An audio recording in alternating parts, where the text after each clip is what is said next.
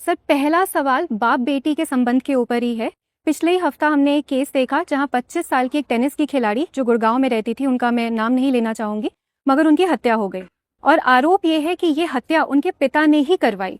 और साथ साथ हमें ये भी सुनने में आया था कि उसी पिता ने अपनी बेटी को खिलाड़ी बनाने के लिए और अकेडमी खुलवाने के लिए करोड़ों रुपए भी खर्च किए थे। तो हम ये कॉन्ट्रडिक्शन डाइजेस्ट नहीं कर पा रहे कि जो बाप अपनी बेटी से इतना प्यार करता था, वो एक दिन गुस्से में आके उसका मर्डर कैसे कर सकता है? आपके हिसाब से इसका कोई रीजनेबल जस्टिफिकेशन हो सकता है? जस्टिफिकेशन तो कोई क्यों देगा इस चीज़ का? मर्डर है तो मर्डर है, किसी ने भी किया हो।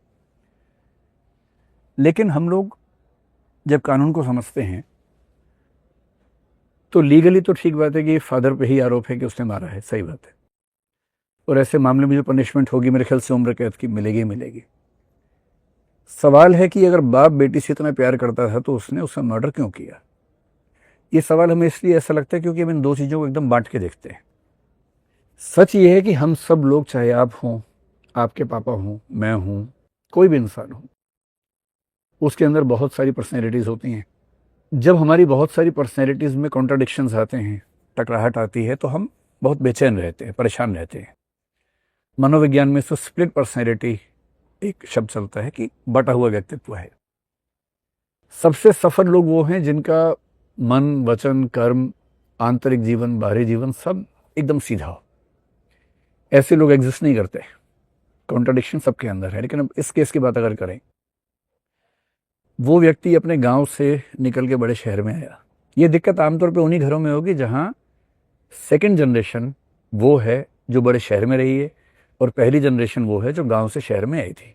ये दिक्कत आमतौर पे वहीं पर दिखेगी, मोस्ट ऑफ द केसेस। तो वो आदमी ठीक ठाक पैसा कमाता था, उसको लगा कि मैं अपने बच्चों को अच्छी परवरिश दूं, बड़े शहर में गया, अंग्रेजी स्कूल में पढ़ाया और हर तरह की एजुकेशन जो देश विदेश में हो सकती है सारी अपने बच्चे को दिलवाई। टेनिस खिलवाया कि वो इंटरनेशनल प्लेयर बने। हरियाणा में लड़कों का भी और लड़कियों का भी प्लेयर बनने का एक रुझान रहता है और पेरेंट्स सपोर्ट भी करते हैं आमतौर पे। होता क्या है कि जब हम बच्चों को पढ़ने के लिए भेजते हैं बड़े शहरों में, बड़े स्कूलों में, हम चाहते हैं कि वो सीख ले, वहाँ से इंग्लिश सीखे, टेनिस सीखे, गणित सीखे, लेकिन जो सामाजिक परंपराएं परिवार की हैं पिछली पीढ़ियों की, उनमें विचलन नहीं होना चाहिए। पर जब बच्चा स्कूल में जाएगा, कॉलेज में जाएगा, तो पूरा व्यक्तित्व लेके गया है, नए दोस्त भी बनेंगे, नया माहौल मिलेगा। बाप का एक पैर गुड़गांव में है, एक गांव में है, गांव के सब दोस्त उसके वहीं पर हैं, जात बिरादरी के लोग बात करते हैं, वो हर सप्ताह वहाँ जाता है तो जात बिरादरी बैठती है, सबके घरों पर बात होती है। तो वहाँ कुछ लोग कहते होंगे कि भाई तेरी छोरी हाथ से निकल गई। ये सुन के इतना खराब लगता होगा कि उस बाप के नज़रिए से देखेंगे तो उसकी तो ज़िंदगी अपना समाज है, बिरादरी है। हम सब अपने अपने समाज से जुड़े हुए हैं और जो समाज से कट गया है, जिसको मार्जिनलाइज्ड पर्सन कहते हैं, सीमांत व्यक्तित्व कहते हैं, उसे जीना बहुत मुश्किल है। हम सबको समाज चाहिए। पिता का जो समाज है वो उसको बार बार उलाहने दे रहा है, उपलम्ब दे रहा है, नाराज़ हो रहा है, व्यंग्य कर रहा है, वो नहीं झेल पा रहा। वो बेटी से बात करता है, बेटी नए समाज की है, उसे अपनी एकेडमी खोलनी है, वो बचपन से उसी माहौल में रही है, उसको वो माहौल प्रभावित नहीं करता जो पिता को करता है। वो रिक्वेस्ट करती होगी, माँ का ज़्यादा संबंध परिवार के अंदर रहा, अनुमान हम कर सकते हैं, तो वो बच्ची की साइड लेती होगी। एक समय के बाद ये कॉन्ट्रडिक्शन इतना बढ़ गया होगा। अब पिता के पास दो ऑप्शंस हैं, बेटी के पास भी दो ऑप्शंस हैं। या तो बेटी अपनी पूरी नई जिंदगी को भूल के पिता के हिसाब से, उस परंपरागत समाज के हिसाब से जिए जैसा पिता चाहते हैं, वैसा वो नहीं कर पा रही होगी, आसान भी नहीं है। पिता के पास ऑप्शन ये है कि भाई या तो मेरी बात मान लो, मेरे हिसाब से रहो, क्योंकि मैं सामाजिक अपमान नहीं झेल पा रहा हूँ, या फिर मैं तुम्हें मार दूंगा। एक तीसरा ऑप्शन भी था कि मैं तुमसे संबंध तोड़ लूंगा। वो ऑप्शन दिमाग में नहीं आया होगा या आने दिया नहीं होगा किसी ने।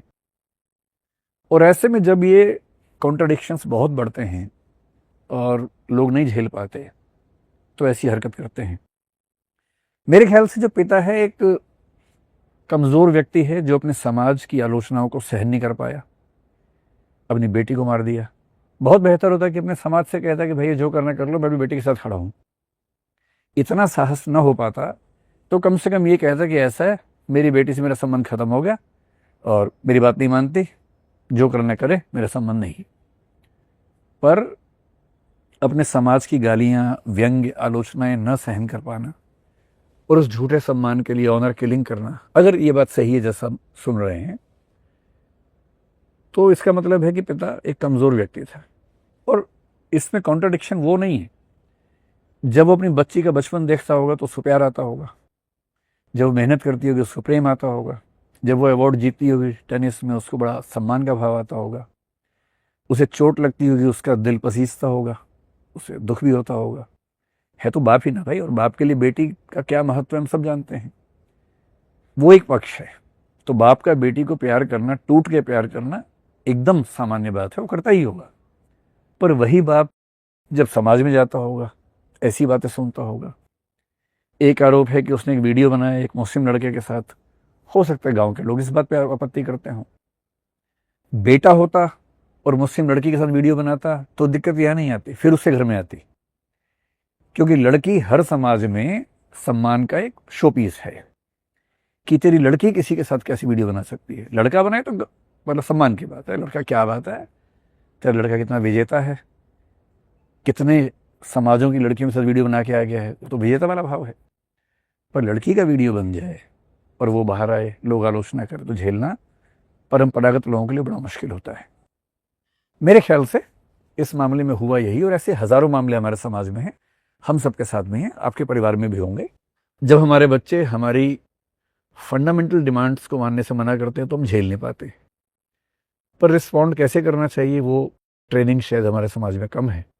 और मैं भी दावे से कह रहा हूँ कि हत्या करने के बाद वो पिता गिल्ट फीलिंग से हर क्षण मर रहा होगा। इतना प्लेन नहीं देखना है, ब्लैक एंड व्हाइट में नहीं देखना है कि हत्यारा है, गंदा है। हत्या एक मोमेंट में कर दी होगी, उसके बाद जिंदगी भर तिल तिल के घुलेगा वो आदमी कि उसने अपनी बेटी को मारा है। मजाक नहीं है। जितना मनोविज्ञान मैं समझता हूँ, इतना एक तरफा नहीं है कि बुरा आदमी अच्छा आदमी है। शेड्स हैं, एक ही इंसान के अंदर बहुत सारे शेड्स, और मनोविज्ञान में ये बात मानी जाती है। आप लोग सोच के देखिएगा, जिस इंसान को आप सबसे ज़्यादा प्यार करते हैं, कुछ मोमेंट्स में सबसे ज़्यादा नफरत भी उसी से करते हैं। तो एक ही इंसान से प्यार होना और नफरत होना ये सामान्य बात है।